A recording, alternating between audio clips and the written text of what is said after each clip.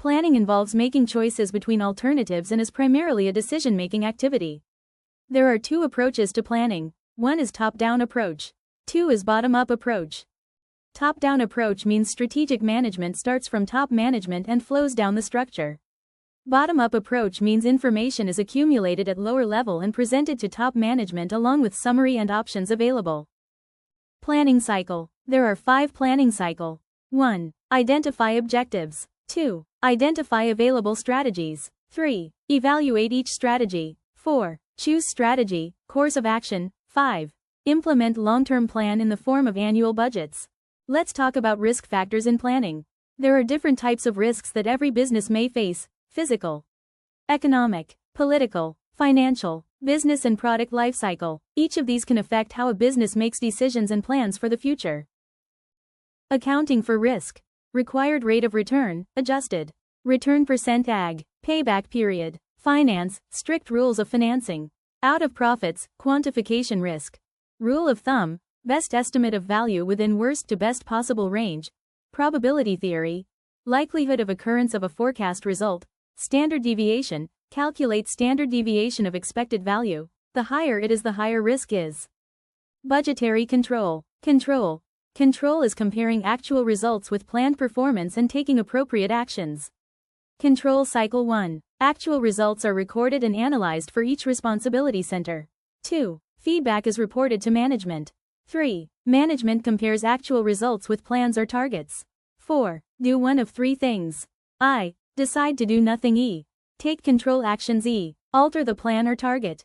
Feedback. The process of reporting back control information to management and the control information itself. It may be single loop or double loop. It may be positive or negative. Feedforward control. Control actions taken in advance. Actual results are compared with budgeted, i.e. adjusted by past results. Well-organized system of control should have hierarchy of budget center. Clearly defined responsibilities. Responsibilities for cost, revenue, and capital employed. Budget center. Each section of the organization for which budget is prepared. Objectives of budgeted planning and control. Motivates employees. Establish system of control. Responsibility accounting. Achievement of goals. Communication. Coordination. Compel planning. Responsibility accounting. Each manager has a clearly defined area of responsibility and authority to make decisions within that area. No uncertainty as to who is responsible for what. Sometimes dual responsibility exists. There are 3 different areas of responsibility. Responsibility center. A unit of organization headed by a manager who has a direct responsibility for its performance.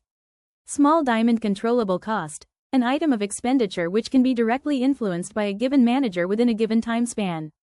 Small diamond controllability of fixed cost. Committed fixed cost, e.g. PPE. Non-controllable in short term, discretionary fixed cost, e.g. R&D or advertisement. Controllable in short term. Let's explore the types of responsibility centers in a business. Cost center. The manager has control over only controllable costs. Performance is measured through variance analysis.